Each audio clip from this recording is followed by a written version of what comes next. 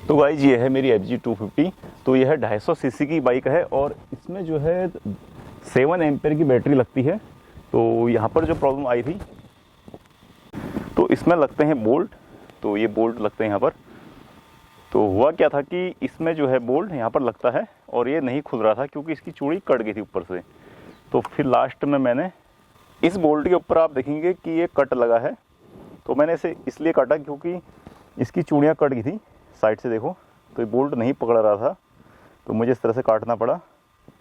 तो इससे पहले, काटने से पहले एक बहुत बड़ी प्रॉब्लम आई जिसकी वजह से मेरा काफ़ी नुकसान हुआ। तो इस नेट की वजह से तो मुझे ख़रीदने पड़े इस तरह की चाबियाँ। तो मुझे जो है मार्केट से एक चाबी ये ख़रीदी मैंने, जबकि मेरे पास ऑलरेडी थी, मुझे याद नहीं था। और एक चाबी मुझे ये ख़रीदनी पड़ी। तो दोनों बार में मुझे 2 राउंड मारने पड़े। पहले 10 किलोमीटर का राउंड लगा इसके लिए, जब इससे काम नहीं बना तो फिर 10 किलोमीटर का राउंड फिर पड़ा। और ये पुरानी चाबी थी तो ये ख़राब है कुछ, इसलिए मैंने नया लिया। तो ये लिया तब भी काम नहीं बना। तो इससे सारे बोल्ट खुल जाते हैं, पर ये मेरा गोटी खो गई थी। तो फाइनली मुझे बहुत मुश्किल के बाद ये बैटरी मिली। देखो, ये है 5 एम्पेयर की, जबकि इसमें लगती है 7 एम्पेयर। यह है 7L मॉडल और 7L जो है 7R भी आता है, लेकिन वो इसमें फिट नहीं होता है। आज का वीडियो काफ़ी नॉलेजेबल है। तो यहाँ पर जो है मैं, जैसे कि 7 एम्पेयर की बैटरी लगती है और यहाँ पर मैंने 5 एम्पेयर लगा दी है। तो ये बैटरी साइज़ में सेम है, पर ये थोड़ा मोटी होती है। ये बाहर को कम है, पर ये जो बैटरी है, तो ये एमरॉन वाली बैटरी थोड़ा मोटी है और ये कम मोटी है। बाकी हाइट विथ सेम है, तो उसमें फिट आ जाती है। तो मुझे दुकानदार बोला बहुत ढूंढने के बाद कि ये बैटरी आती है, तो मैंने लगा दिया है एक्साइड की। तो 1400 की ये बैटरी है। तो अब मैं इसको चेक करता हूँ। तो गाड़ी ऑन हो चुकी है।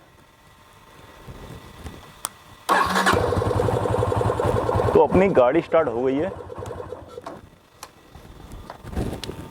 तो गाइज गाड़ी बहुत आराम से स्टार्ट हो रही है, बिल्कुल भी लोड नहीं ले रही। सेल्फ एक सेकंड में काम हो रहा है।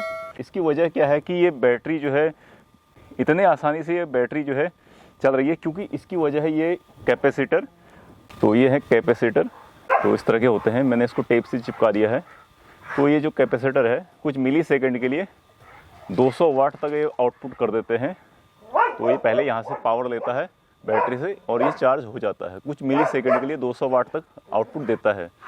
तो जिसकी वजह से सेल्फ बहुत आसानी से चल जाता है। आप जो है 2.5 एम्पेयर की बैटरी से भी सेल्फ ले सकते हो अगर ये लगा दिया तो। तो आपने जाना कि किसी भी बैटरी को अगर आपको ज़्यादा एम्पेयर लेना है तो इस कैपेसिटर से आप कुछ मिली सेकेंड के लिए आप पावर ले सकते हो, जिससे कि आपका जो सेल्फ बहुत आसानी से काम कर जाएगा। नहीं तो ये होता है कि बैटरी अगर आपको थोड़ा ठंडे मौसम में है या ठंडी जगहों पर है तो वहाँ पर बैटरी थोड़ा वीक हो जाती है। एकदम जो होता है कुछ सेकंड के लिए आपका पावर नहीं मिलता है। तो ये कैपेसिटर वहाँ पर काम कर जाता है।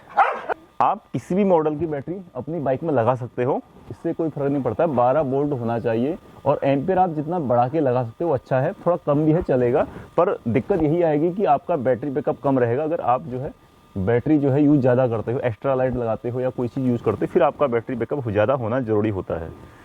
तो मैं यहाँ पर इसको जल्दी से फिट कर लेता हूँ। काफ़ी परेशानियाँ उठानी पड़ी इस बैटरी को फिट करने के लिए। तो यह है एक्साइड की बैटरी 1400 की। तो इसमें जो प्राइस है वो है 1678 रुपया। तो ठीक है प्राइस। मुझे हालांकि बता रहे थे तो कुछ दुकानदार की 1300 तक की मिल जाती है करके, लेकिन फ़िलहाल मुझे फिर भी सही रेट मिल गया, कोई ऐसा कुछ नहीं है। एमरॉन की 7 एम्पेयर बैटरी जो है ये मिलती है 1500 की और कुछ जगहों पे ये 1600-1700 तक भी मिलती है। तो अभी जो है सुबह सुबह मुझे जाना पड़ा मार्केट, क्योंकि मेरे पास इस बैटरी के लिए बोल्ट नहीं थे, क्योंकि इस तरह के बोल्ट लगते हैं देखो छोटे वाले। तो मेरे पास जो बोल्ट था वो बहुत छोटा था, जो कि पुरानी बैटरी के साथ था। ये देखो, तो इसमें डिफरेंट क्या है आपको ये दिखाता हूँ। तो आप देखेंगे कि जो इसके टर्मिनल हैं इस तरह से हैं, तो इसके अंदर ही बोल्ट होता है एक, और फिर ऊपर से जो है इसके ऊपर आता है नेट। और इस वाले में क्या है कि इस यहाँ से जो है नेट बोल्ट अलग से जाएगा, इस तरफ नेट, इस तरफ से बोल्ट। तो यहाँ पर जो है मुझे नेट मिले भी नहीं थे और मुझे अलग से लेने पड़े, और अलग लेने के चक्कर में जो है मुझे मार्केट जाना पड़ा। इस तरह का बोल्ट मेरे पास नहीं था। टर्मिनल मैंने कस दिए हैं और इसके बाद जो है मैं इसका बोल्ट चेक कर लेता हूँ कि इसमें एक्चुअल में वोल्टेज कितनी है। 12.62 वोल्ट दिखा रहा है, 12.5 वोल्ट इसमें है भी। तो जो चार्जिंग बैटरी होती है फुल चार्ज में ये 13 वोल्ट रहती है, और अगर डाउन रहेगी तो 11 से नीचे रहेगी। मतलब अगर 10 वोल्ट है तो फिर वो मतलब आपका जो है कभी भी सेल्फ नहीं ले पाएगा। तो अब ये देखते हैं कि जब ये चार्ज हो रही है या नहीं, ये देख लेते हैं। तो अब मैं देखने वाला हूँ कि ये चार्ज हो रहा है या नहीं। तो सबसे पहले मैं इसका सेल्फ लेता हूँ। तो सेल्फ तो 1 सेकंड में ले लिया, कोई दिक्कत नहीं हुई, और ये तो बंद हो गया। तो अब मैं इसको देखूंगा कि ये चार्जिंग हो रहा है या नहीं। हाँ, तो 13.5 वोल्ट दिखा रहा है, 14 वोल्ट में आ गया। जब बैटरी चार्ज होती है तो हाइस्ट जो है 14.2 जाता है, तो बैटरी सही है। तो जब चार्ज होती है तो ये जो है 14 वोल्ट का पावर देता है इसका अल्टरनेटर।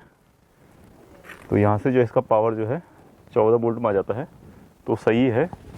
तो बैटरी फिट करने के बाद जो है हमेशा आप जो है ग्रीस लगा लें इसके टर्मिनल पे। इससे होता क्या है कि आपके टर्मिनल कभी ख़राब नहीं होंगे लास्ट टाइम तक। तो इसे लगा देता हूँ मैं। ये देखो,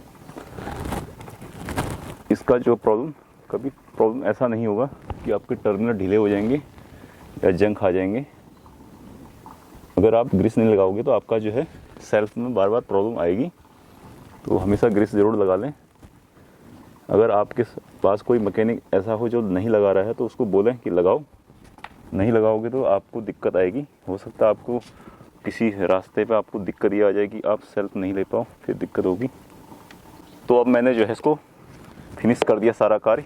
तो इसको पैक कर लेते हैं जल्दी से। सारा काम पूरा हुआ। और हमेशा जो है फिटिंग होने के बाद चेक ज़रूर करें। तो अपनी गाड़ी बन चुकी है। अब मैं इसको पैक करता हूँ, उसके बाद दिखाता हूँ आपको। तो अपनी बाइक बन गई है और थोड़ा एक प्रॉब्लम आ गई थी। तो ये देखो, तो यहाँ पर मैंने जो है पहले वाला नेट ये है और सेकंड वाला खो गया है। तो यहाँ चला गया था, फिर फ़िलहाल ये मिल नहीं रहा है। तो मैंने इससे काम चला दिया है। हालांकि कसा हुआ नहीं है सही से, क्योंकि ये बोल्ट पूरा अंदर नहीं जा रहा है। तो गाड़ी में कभी भी इस तरह का जुगाड़ ना करें। तो इसे मैं रिप्लेस कर दूंगा कुछ समय बाद। अगर मैं इसे कसूँगा नहीं तो ये यहाँ से टूट जाएगा, क्योंकि इधर ये जो है डिसबैलेंस हो जाएगा ना, सीट इधर से तो हिलेगा, तो इसमें लोड पड़ेगा। तो दोनों जगह कसा रहेगा तो ये कहीं भी नहीं जाने वाला। तो फिलहाल मैं इसको ऐसे कस लेता हूँ। आई होप कि आपको ये वीडियो पसंद आई होगी। पसंद आई है तो लाइक करो, शेयर करो।